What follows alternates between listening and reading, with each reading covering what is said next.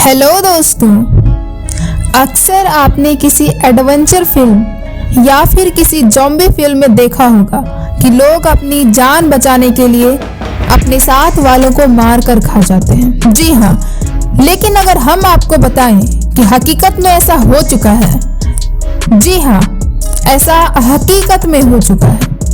13 अक्टूबर 1972, जी हाँ, 13 अक्टूबर 1972 को एक ऐसी घटना हुई थी जिसमें कुछ लोगों को जिंदा रहने के लिए अपने ही साथियों को मारकर खाना पड़ गया था। जी, इस घटना को आज भी एंडिज प्लेन क्रैश के नाम से जानते हैं। यह विमान हादसा दुनिया का सबसे डरावना हादसा था, जिसे याद कर लोग 51 साल के बाद भी सिहर जाते हैं। उस प्लेन क्रैश में बचे हुए लोगों ने कहा था कि उन्हें इस बात का कोई अफसोस नहीं है कि खुद को जिंदा रहने के लिए अपने ही साथियों को खाना पड़ गया था। जी हाँ, आज हम बात कर रहे हैं एयरफोर्स फ्लाइट 571 के बारे में। जी हाँ, 13 अक्टूबर 2022 को उरुग्वेन एयरफोर्स फ्लाइट 571 के क्रैश के बाद 51 साल पूरे हो गए।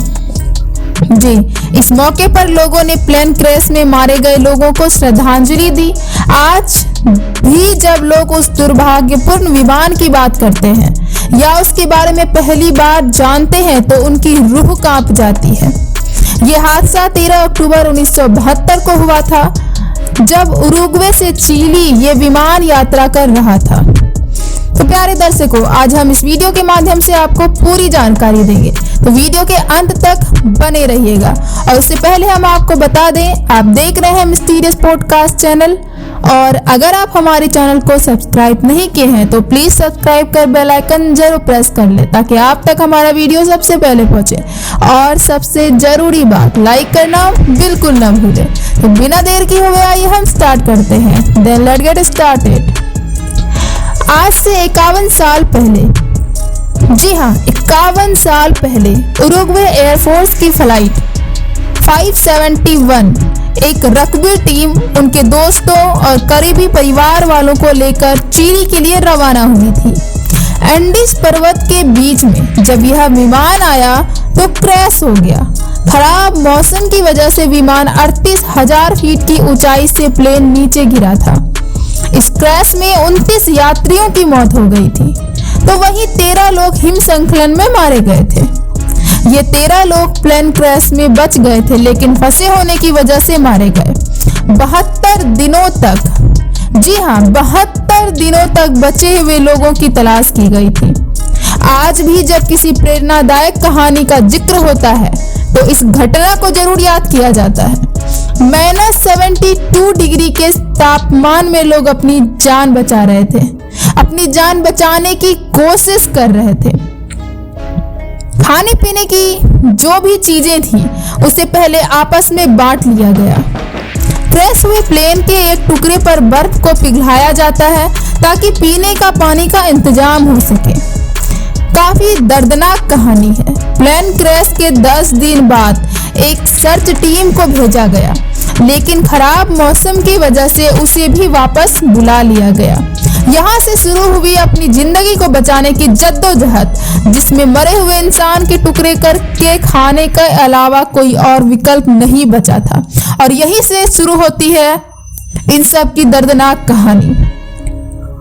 हाल ही में इस घटना के 51 साल पूरे हुए हैं, और इस मौके पर एक सर्वाइवर कार्लोस पाएस ने बताया है कि वह चाहते हैं कि इस घटना के बारे में सबको पता चले। बचे हुए लोगों ने जान बचाने के लिए खाने की चीजों को छोटे छोटे हिस्सों में बांट लिया ताकि वो ज्यादा दिन तक चल सके। तो आइए जानते हैं कि कैसे बचाई आखिर वो जान। खाने पीने का सामान जब खत्म हो गया तो किसी को कोई और रास्ता नहीं नजर आ रहा था। तब इन्होंने तय किया कि ये अपने ही साथियों की लाश को खाएंगे। जी हाँ, सुनकर आपको ताज्जुब लग रहा होगा, लेकिन यह सच्चाई है कि यह अपने ही साथियों के लाश के मांस के टुकड़े को खाकर वहां अपना जीवन को बचाने की कोशिश कर रहे थे। इन्होंने तय किया था कि अपने ही साथियों की लाश को खाएंगे। डॉक्टर रॉबर्ट कॉनसाने, जो अब 70 साल के हैं, उन्हें जिंदा रहने के लिए अपने दोस्त का मांस खाने को मजबूर होना पड़ा था। क्रैश के 60 दिन हो चुके थे और बचने की कोई उम्मीद नजर नहीं आ रही थी। तब दो खिलाड़ियों नैंडो पैराडो और कानिशा ने फैसला किया कि वो खुद मदद की तलाश के लिए जाएंगे। 60 डेज, 60 दिन बाद दोनों ने ट्रैकिंग शुरू की और ये एंडीज पहाड़ को पार करके चिली के घनी आबादी वाले क्षेत्र तक पहुंच गए।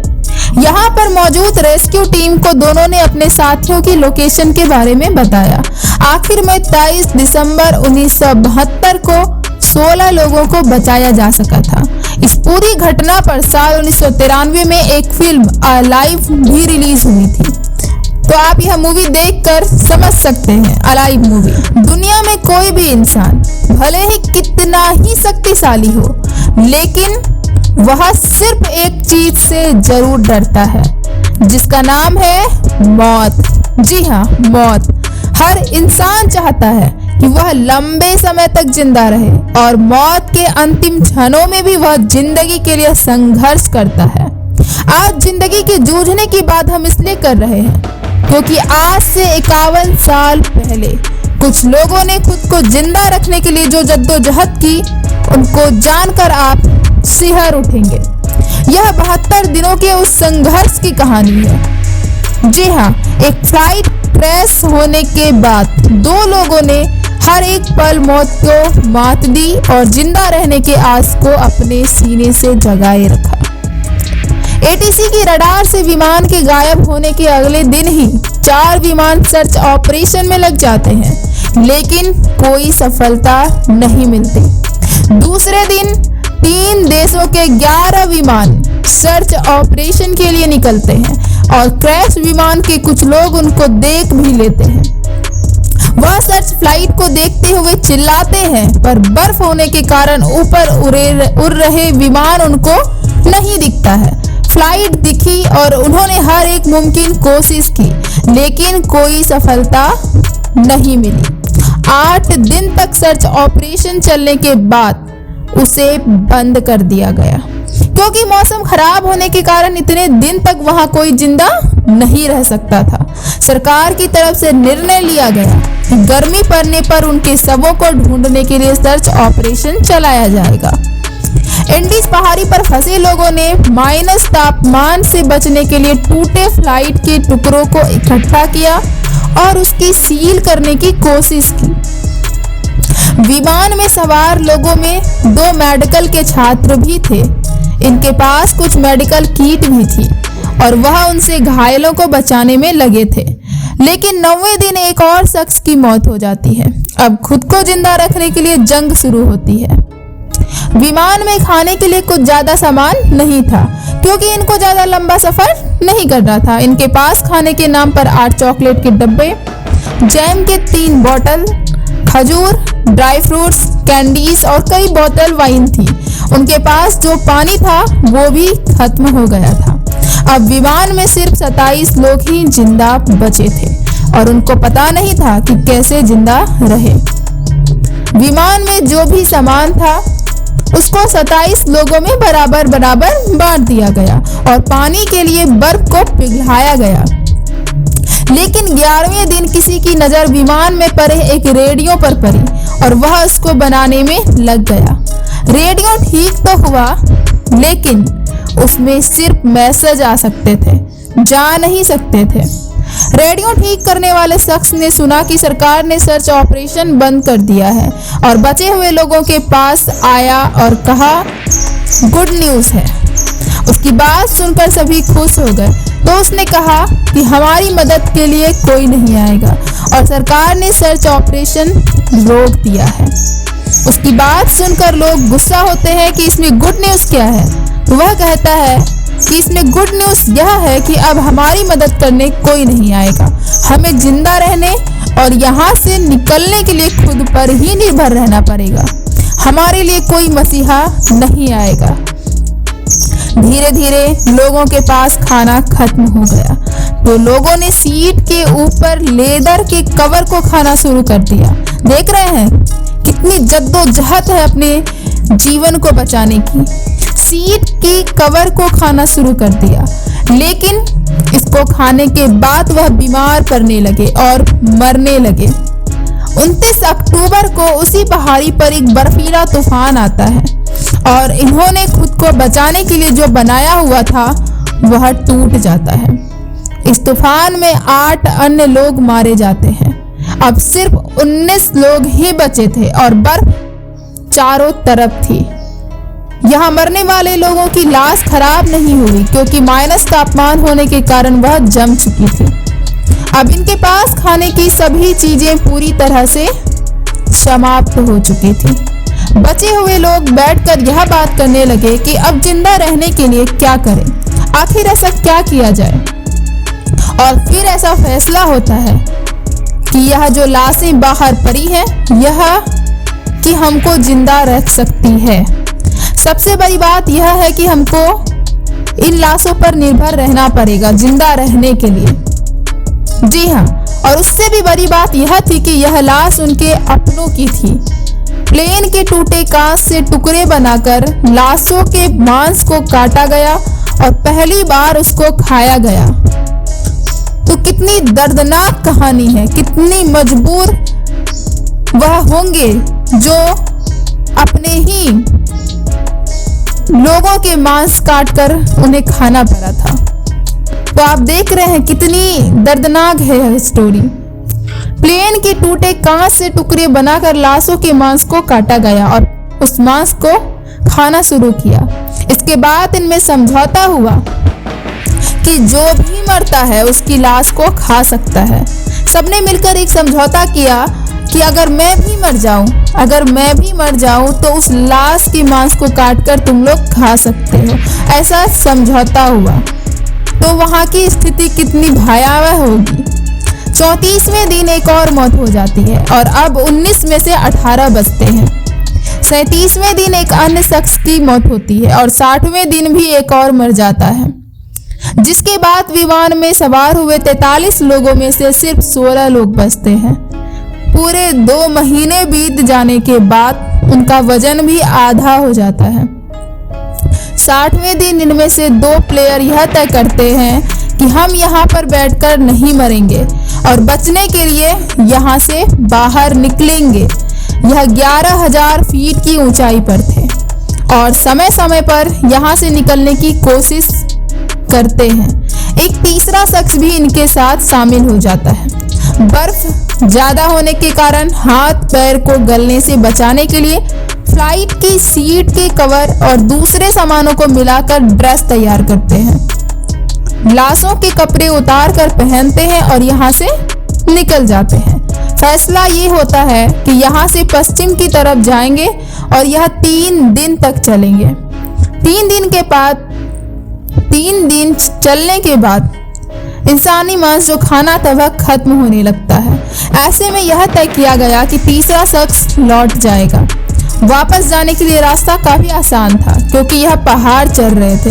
ऐसे में वापस आना आसान था और यह लोग 3 दिन के सफर में जहां पर पहुंचे थे, तीसरे शख्स को वहां से वापस लौटने में सिर्फ 1 घंटा लगता है। वह टीन की एक चद्दर पर बैठकर वापस आ जाता है। इन दोनों को चलते चलते 8 दिन बीत गए और इनमें से एक शख्स को ऐसी पहाड़ी दिखती है जिस पर बर्फ नहीं थी। यह उसकी तरफ चल दिए और 10वें दिन वहां पर पहुंच जाते हैं। यह दोनों 21 दिसंबर को वहां पर हरियाली और गाय देखते हैं। दोनों लगातार चले जा रहे थे लेकिन बोलने की हालत में नहीं थे। दोनों चलते चलते नदी के किनारे पहुंच जाते हैं। तभी इनको दूसरी तरफ 3 लोग दिखाई देते हैं। यह दोनों पूरी जोर से चिल्लाते हैं लेकिन नदी की पानी की शोर में उनकी आवाज दब जाती है। तभी अचानक उन तीनों में से एक शख्स को कुछ आभास होता है और वह देखता है। वह शख्स भी कुछ बोलता है लेकिन पानी का शोर फिर आवाज को दबा देता है। ऐसे में वह शख्स एक पेंसिल और कागज को एक पत्थर के टुकड़े में बांधकर इनकी तरफ फेंकता है और उसने इनकी जानकारी इनसे पूछी। इन्होंने उसमें लिखा कि हम उरुग्वे के वो रग्बी प्लेयर हैं जिनकी फ्लाइट क्रैश हो गई है। हमारे साथी अभी भी जिंदा है और मदद की आस लगाए बैठे हैं। हम दोनों उनके लिए मदद लाने के लिए आए हैं। आप हमारी बात को सही लोगों तक पहुंचा दें ताकि हमको मदद मिल सके। वह शख्स पढ़ता है और कहता है, तुम्हारो अब उन दोनों के लिए यह रात काफी लंबी होने वाली थी। अगले दिन वहां की पुलिस तक यह बात पहुंचती है। जी हाँ, चिली अथॉरिटी वहां पर भाग कर आती है और इन दोनों को वहां तक पिक किया जाता था और अस्पताल ले जाया जाता है। इसके बाद इन दोनों को लेकर 3 हेलीकॉप्टर जाते हैं। वहां पर सिर्फ एक चॉपर उतर सकता है। ऐसे में सिर्फ 7 गंभीर लोगों को ही एक चॉपर में लाया जाता है, बाकी को अगली सुबह वहां से लाया जाता है। जब उनसे पूछा गया कि आप कैसे जिंदा बचे हैं तो उन्होंने सच्चाई बताई। हालांकि यह पता चलने के बाद उनकी काफी आलोचना भी हुई, लेकिन फिर इन्होंने बताया कि हम सभी के बीच समझौता हुआ था कि अगर हमारी मौत हो जाती है तो आप हमें खा सकते हैं। तो प्यारे दर्शकों, अगर आप ऐसी स्थिति में रहते तो आप क्या करते? क्या आप भी अपने साथियों के मांस के टुकड़े को खाते या फिर अब खुद को मरने के लिए ऐसे ही छोड़ देते? आप क्या करते? कमेंट के माध्यम से अपनी राय हमसे जरूर साझा करें और उससे जरूरी बात लाइक करना बिल्कुल ना भूलें और सब्सक्राइब कर बेल आइकन जरूर प्रेस कर ले ताकि आप तक हमारा वीडियो सबसे पहले पहुंचे और आपका सपोर्ट हमें मिलता रहे, जिससे हमारा मोटिवेशन बना रहे और हम आपके लिए ऐसे ही लगातार नई नई जानकारियां हम आपके लिए प्रोवाइड करते रहे। तो मिलते हैं नेक्स्ट वीडियो के साथ। अभी के लिए धन्यवाद। जय हिंद, जय भारत, सुखी रहे, स्वस्थ रहे।